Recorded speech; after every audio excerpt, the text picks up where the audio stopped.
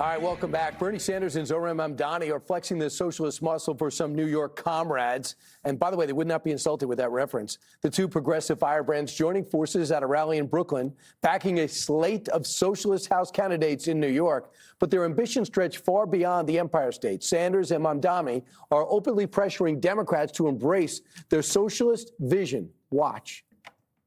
What the mayor is doing here should be done all over this country. That is the message reverberating all across this country in small towns and large cities. Now, people often ask me what I think of the state of the Democratic Party.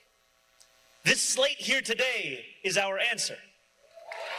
The Democratic Party must change. We need a Democratic Party with backbone. A Democratic Party that offers an affirmative agenda without apology. Kayleigh, after the last election in 2024, I thought we would see a Democratic Party that would move closer to the center overall, collectively, and have somebody with charisma and military background. That's what I thought you learned from it.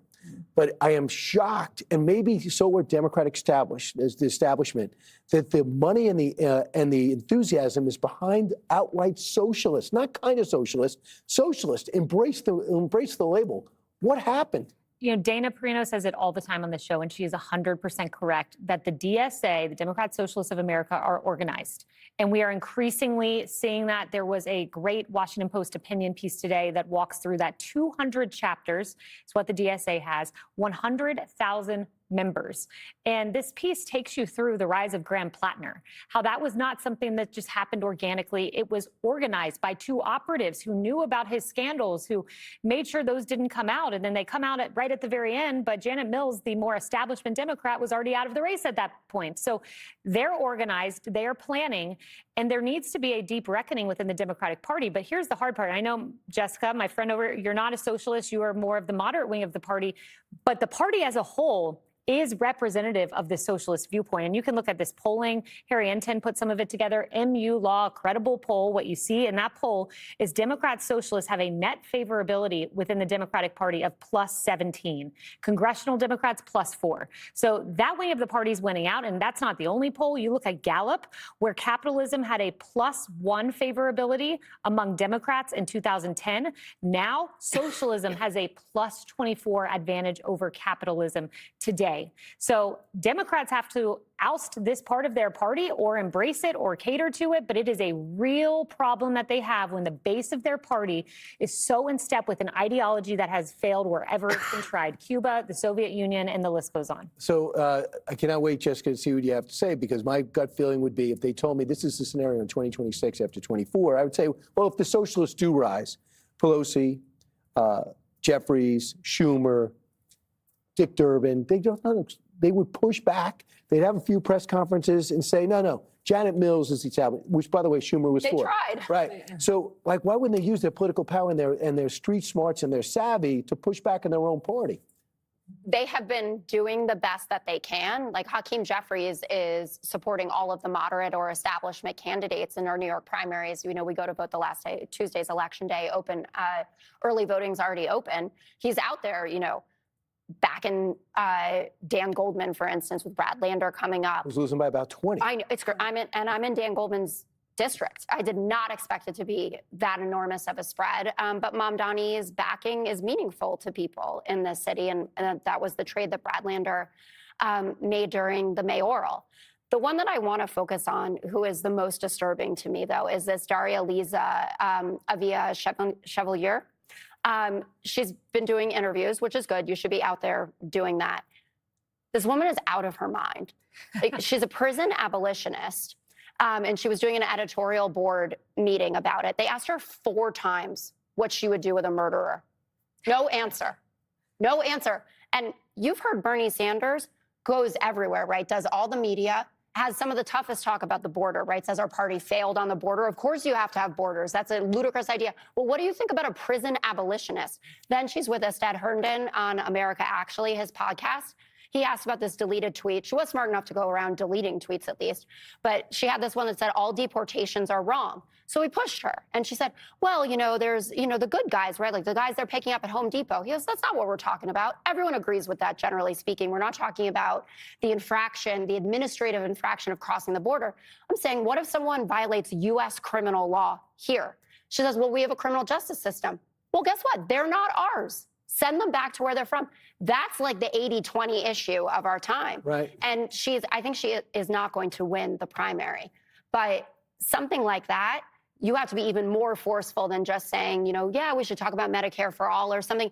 The stuff around the criminal justice system is the most dangerous aspects, I think, of the DSA philosophy. When Bill Cosby scandal broke out or the Michael Jackson thing first popped up, people go, wow, this caught me by surprise. But you know who probably wasn't caught by surprise? And that's Mamdani. He knew all this stuff before he said, I'm going to put all my weight behind her, even though she's an underdog. Why would someone who wants a promising future as mayor of New York City put it on the line, endorsing someone with these type of beliefs on the record? I don't know. But I will say that I think that this surge in the socialism that we're seeing is not accidental. It's not coincidental. I think it ties directly back to the mismanagement of the economy that led to sky-high inflation over the last 5 or so years, beginning with COVID, escalating through the Biden administration. The one thing, I mean, there's a lot to be critical of in the DSA platform, but the one thing they are doing that I think the broader Democratic umbrella party is failing to grasp is that dissatisfaction with the economy nationwide still remains the dominant driver of politics in this country.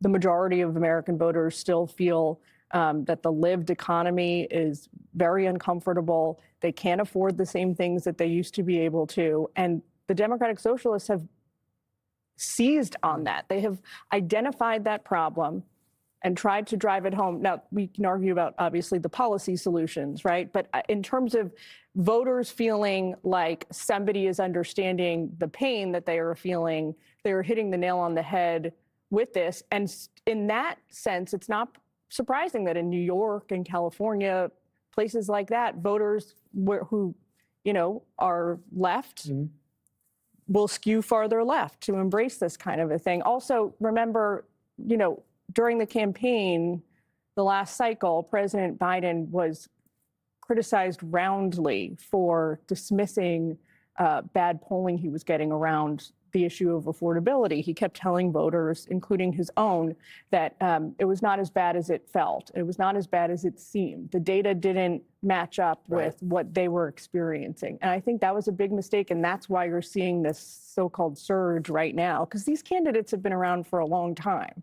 They weren't breaking through. So now they're breaking through. So, Tom, if you look at the Real Clear still, Mike Rogers, typical Republican, conservative Republican, is up or trailing by 1 to Al Saeed, who's another guy that is an extreme socialist.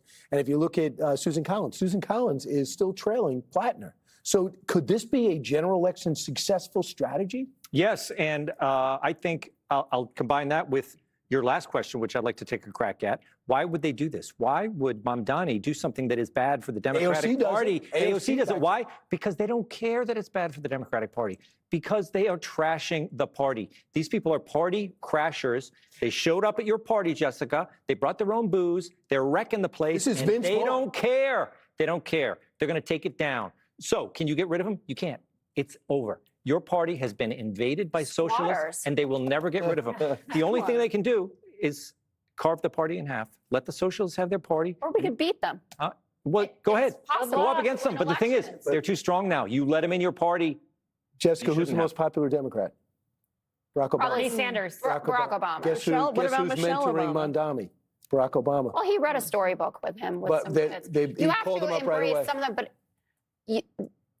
listen, I'm a very dull corporate establishment Dem, right? In the main scheme of these things. But if you, like Jillian was talking about, if you turn your back on a movement of people, with a lot of young people saying, I went and got this college degree, right? I can't get a good enough job. I can't afford to move out of my mom's basement, whatever it is.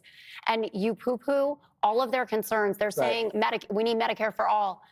you lose a generation, and that's true on the right as well. Donald Trump recognized this the same way that Bernie Sanders did in 2016, and had that economic populism to the way that he was talking. Right. So pick up something from it, but also I think a lot of those people But should be stop the purple hair, specific. take out the nose rings, and get ready to go. It's not my favorite fashion choice, no. But Meanwhile. Be sure to like and subscribe for all the Fox News latest on YouTube, and catch full shows streaming now on Fox One.